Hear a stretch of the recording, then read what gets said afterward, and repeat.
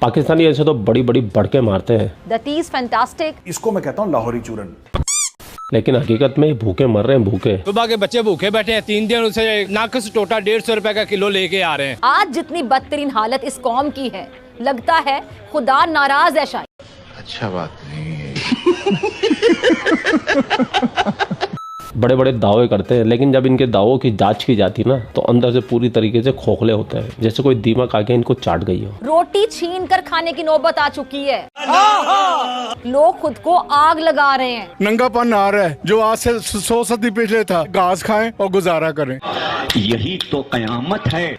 इन भूखे नंगे कंगलों के पास में अपनी एम्बेसी चलाने के पैसे तक नहीं है। पाकिस्तानी सफारत खाने की तारीखी और कीमती इमारत फरोख्त कर दी गई। वॉशिंगटन में पाकिस्तानी सफारत खाने की तारीखी इमारत की फरोख्त का अमल मुकम्मल है। कि अमेरिका में पाकिस्तान की एम्बेसी जो है उसको हमने सेल कर दिया। जी हाँ, यूएस में इनकी एम्बेसी के खर्चे तक नहीं उठा पा रही है पाकिस्तान की सरकार। हुकूमत को टैक्स की मद में लाखों डॉलर्स अदा करने पड़ रहे थे। आप ये देखें कि हम भारत के ऊपर सियासत करते हैं कि भारत का मुकाबला करेंगे। भारत 7.1 मिलियन डॉलर में फरोख्त हुई। तो इन भूखे नंगों ने उस एम्बेसी को ही अमेरिका को बेच दिया। इमारत की फरोख्त के लिए बोली लगाई गई और इमारत 7.1 मिलियन डॉलर में फरोख्त हुई। ये हमारी बहुत बड़ी अचीवमेंट है। अब तो बेइज्जती की एक सीमा क्रॉस हो गई। एक छोटे आइलैंड के मेंबर्स बैठे होते हैं, कहते हैं नॉटी बॉयज, तुम लोगों को आता नहीं है, तुम लोग स्पेंथ्रिफ्ट्स हो, तुम लोग समझते नहीं हो। अच्छा लगता है आपको वो सुनते हुए? मजबूरी है, मजबूरी है, मजबूरी बुरी बुरी है। और इतना बड़ा कांड हो जाए और पाकिस्तान मीडिया रोए ना, ये कैसे हो सकता है भाई? हो नहीं सकता। और रोते हुए पाकिस्तानी आपको भी बढ़िया लगता है, मुझे भी। ये कभी पुराना हो ही नहीं सकता। तो चलते पाकिस्तान।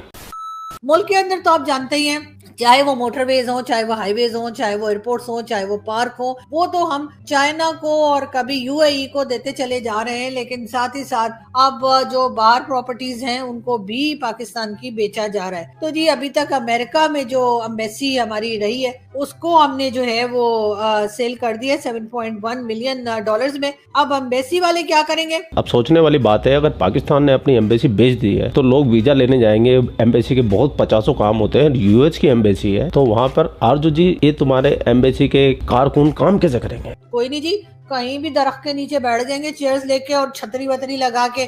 उसमें तो कोई खास बड़ी बात नहीं। हमने देखा नहीं वो जो लॉयर्स बैठते हैं, छोटे छोटे लॉयर्स होते हैं ना जिनके ऑफिस नहीं होते, तो वो अम्ब्रेला लगा के और 2 चेयर्स रख के और जी आ जाओ जी आ जाओ जी। तो बिल्कुल इसी तरीके से 2-3 चेयर्स रखेंगे, बीच में एक टेबल होगी और एक अम्ब्रेला लगा के आओ जी, किस किस को पाकिस्तान का वीजा चाहिए? लोग कहेंगे लो जी भाई।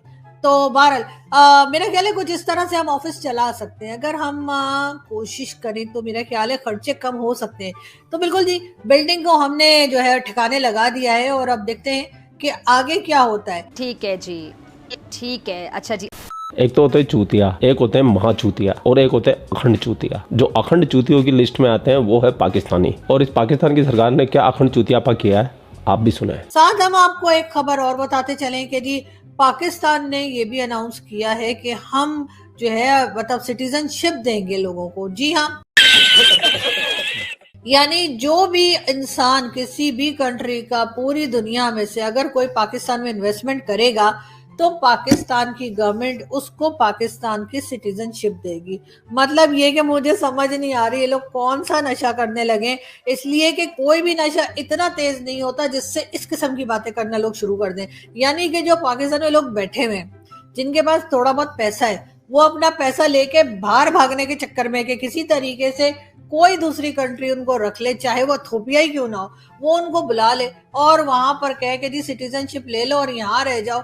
और यहाँ के सारे पाकिस्तानी जो है 99.9 नहीं, कीटाणुओं की बात नहीं हो रही, मैं बात कर रही हूँ पाकिस्तानी सिटीजन्स की। आप लोगों का दिमाग जो है ना बस वो एड में ही घूमता रहता है, वो जो कीटाणु आ रहा है कि ये 99.9 कीटाणु जो है वो इससे खत्म हो जाते हैं। वो जो एक कीटाणु रह जाता है ना वो हम ही लोग हैं। तो मैं आपको ये बता रही थी कि खैर इस बात का इससे कोई ताल्लुक नहीं है, लेकिन मैं आपको ये बता रही थी कि 99.9 पाकिस्तानी जो है वो इस वक्त पाकिस्तान से बाहर जाना चाहते हैं। और अगर किसी के पास थोड़ा सा भी पैसा है तो वो ये चाहता है कि वो अपना पैसा लेके किसी महफूज कंट्री में चला जाए और वहां जाके इन्वेस्टमेंट करे या वहां जाकर रहे, वहां जाकर अपनी जिंदगी गुजारे।